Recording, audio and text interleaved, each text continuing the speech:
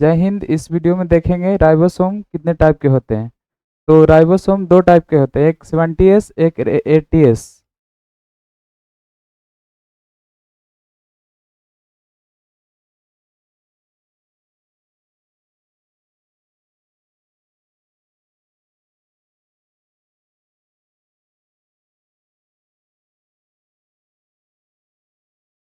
जो कम प्रोटीन बनाएगा उसमें 70S, जो ज़्यादा प्रोटीन बनाएगा उसमें 80S। एस का मतलब क्या होता है? एस का मतलब होता है सेडिमेटेशन कोफिशिएंट। सेडिमेटेशन कोफिशिएंट का मतलब होता है जो लिक्विड में ज़्यादा तेज़ी से बैठेगा, जो लिक्विड में ज़्यादा तेज़ी से बैठेगा। तो जो लिक्विड में कौन तेज़ी से ज़्यादा बैठेगा? जो भारी होगा वो तेज़ी से बैठेगा, जैसे 80S। जो भारी होगा वो नीचे बैठेगा, जैसे 80S।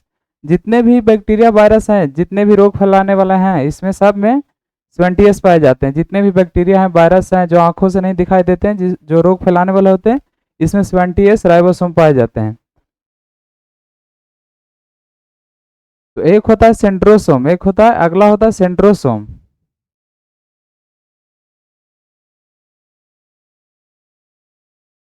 आपको हम माइटोकॉन्ड्रिया पढ़ा दिए, गाल्जी बॉडी पढ़ा दिए।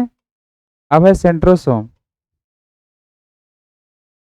माइटोकॉन्ड्रिया को कोशिकीय गृह या शक्ति गृह करते हैं। ऊर्जा कौन देता है? माइटोकॉन्ड्रिया। कोशिका का शक्ति गृह माइटोकॉन्ड्रिया, और ऊर्जा का परिवहन गाल्जी बॉडी करता है। अगला है सेंट्रोसोम। सेंट्रोसोम क्या होता है समझिए। सेंट्रोसोम का काम होता है कोश का विभाजन करना। सेंट्रोसोम का काम होता है कोश का विभाजन करना। कोश का विभाजन का मतलब होता है एक कोशिका मर गई तो नया कोशिका का जन्म देना, यानी उसके बदले में भरपाई करना। तो सेंट्रोसोम का काम क्या होता है? कोश का विभाजन करना। तो जैसे लीवर में सबसे ज्यादा सेंट्रोसोम होता है, ब्रेन में सबसे कम होता है। अगर कोश का विभाजन ज्यादा हो गया तो दिक्कत है, क्योंकि अगर कोश का विभाजन जरूरत से ज्यादा हो जाता है तो उस स्थिति में क्या होता है, शरीर के अंदर इतने सारे अंग बन जाते हैं कि एक दूसरे का नुकसान पहुंचाने लगते हैं, जिसे हम कैंसर कहते हैं। जैसे कैंसर क्या है? अनियंत्रित कोशिकाओं की वृद्धि ही कैंसर कहलाता है। अनियंत्रित कोशिका की वृद्धि ही कैंसर कहलाता है। तो अगर कोशिका विभाजन ज्यादा हो गया तो दिक्कत है, अगर जरूरत से ज्यादा हो गया तो उस स्थिति में क्या होगा, शरीर के अंदर इतने सारे अंग बन जाएंगे कि एक दूसरे का नुकसान पहुंचाने लगे, जिसे हम लोग कैंसर कहते हैं। जैसे जीभ का कैंसर, तो जीभ बड़ा होने लगेगा, फिर सांसें नहीं ले पाएगा। तो कैंसर का मुख्य कारण क्या है? कैंसर का मुख्य कारण है सेंट्रोसोम का, अपनी भाषा में कह सकते हैं सेंट्रोसोम का पगला जाना। तो कैंसर का मुख्य कारण क्या है? सेंट्रोसोम का पगला जाना। आगे हम चलेंगे इसके बाद। सेंट्रोसोम रिकवर ही नहीं होगा तो ब्रेन हाल रिकवर ही नहीं होगा। सबसे तेज रिकवर कौन होगा? सबसे तेज रिकवर लीवर। सबसे तेज रिकवर कौन होगा? लीवर।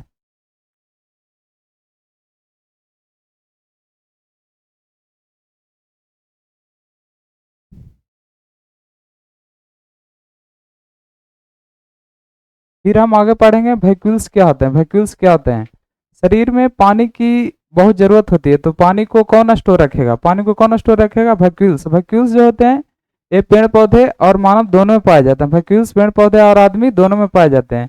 शरीर में पानी को कौन स्टोर करेगा? शरीर में पानी को कौन स्टोर करेगा? वैक्यूल्स।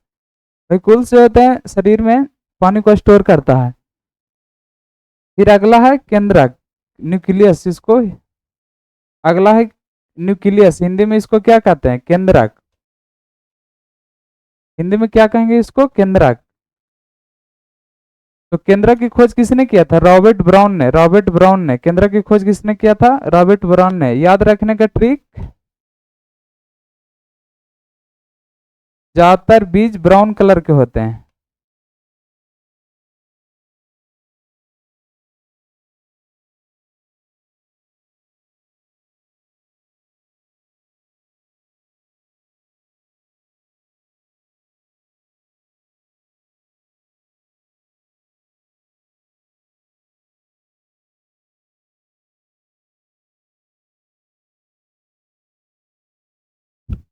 तो न्यूक्लियस का एक होता है न्यूक्लियस, इसमें हिंदी में इसे केंद्रक कहते हैं। केंद्रक की खोज रॉबर्ट ब्राउन ने किया था।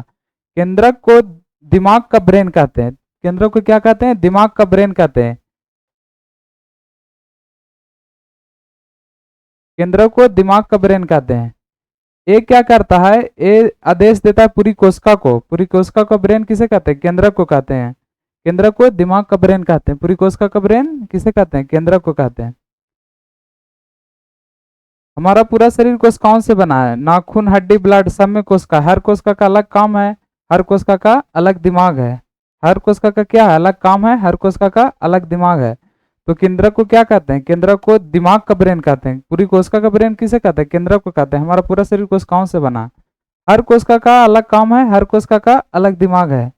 तो हर कोशिका का अलग काम, जैसे बाल की कोशिका, तो बाल की कोशिका में से बाल ही निकलेगा, ऐसा थोड़ा है कि बाल की कोशिका में से नाखून निकलेगा।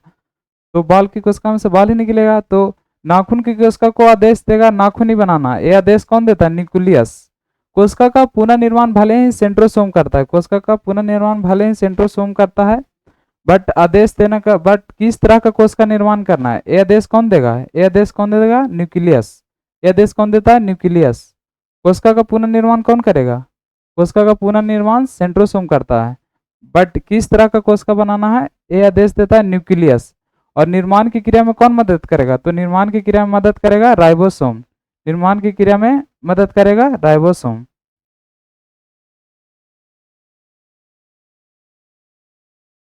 इसको याद रखना कि जैसे मतलब एग्जाम्पल में समझेंगे थोड़ा सा,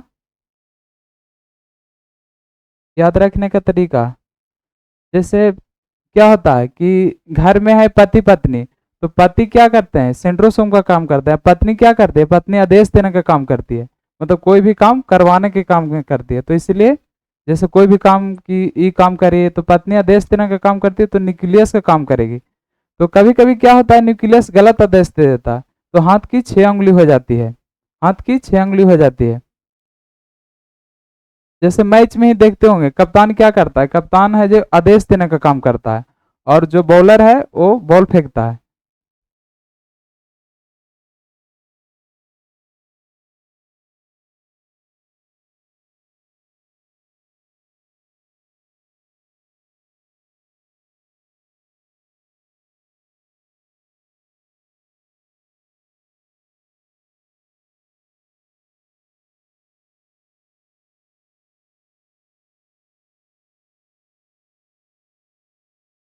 तो वायरस है जो सबसे पहले न्यूक्लियस पर अटैक करता है, वायरस है जो सबसे पहले न्यूक्लियस पर अटैक करता है। तो अगल बगल की कोशिकाओं को पता चल जाता है कि शरीर में कोई नुकसान करने वाला पहुंच गया है।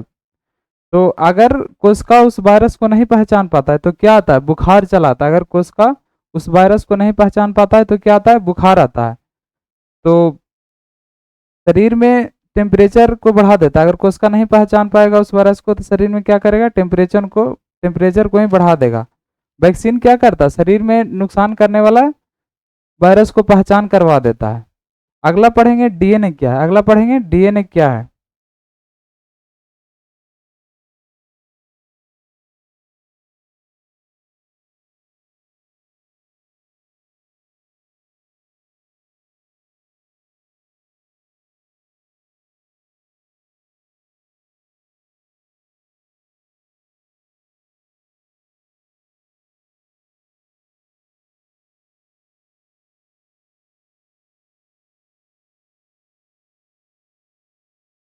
कलर मिक्स कैसे हो रहा है सर।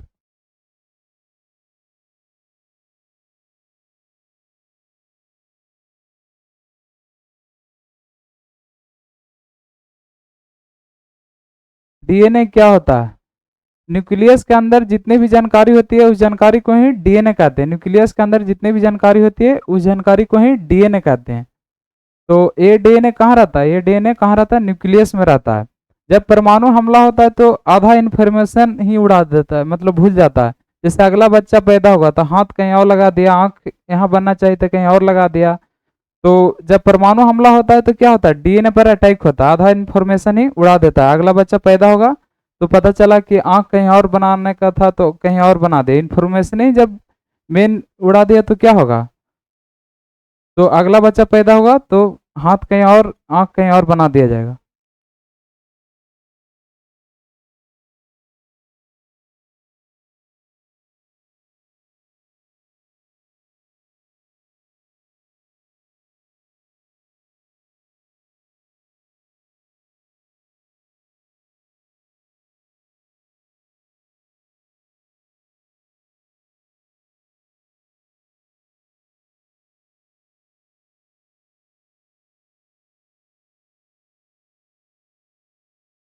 आगे हम लोग के पढ़ना लाइसोसोम। लाइसोसोम क्या है?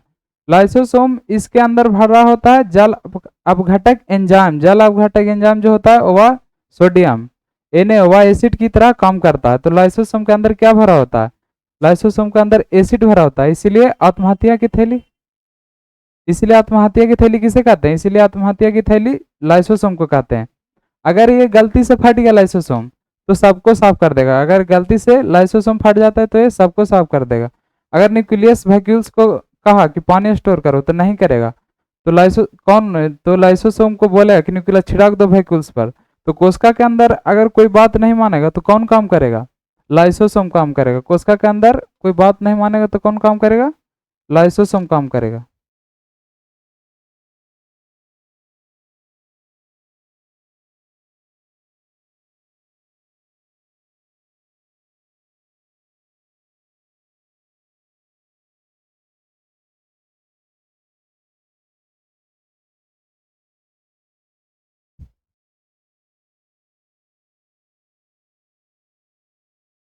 अगर कोशिका के अंदर पुलिस का काम कौन करता है? कोशिका के अंदर पुलिस का काम कौन करेगा? लाइसोसोम का काम करता है। कभी कभी लाइसोसोम क्या होता है? कभी कभी लाइसोसोम मर जाता है।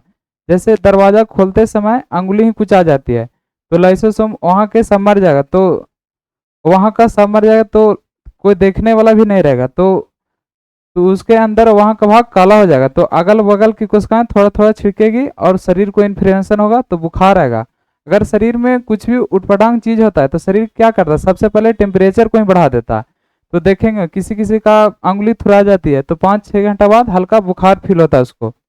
तो शरीर में एक एक क्या है कि जैसे विशेषता है कि जैसे शरीर में कुछ भी उटपटांग हरकत हुआ तो सबसे पहले क्या करता है? सबसे पहले शरीर के टेम्परेचर को ही बढ़ा देता है।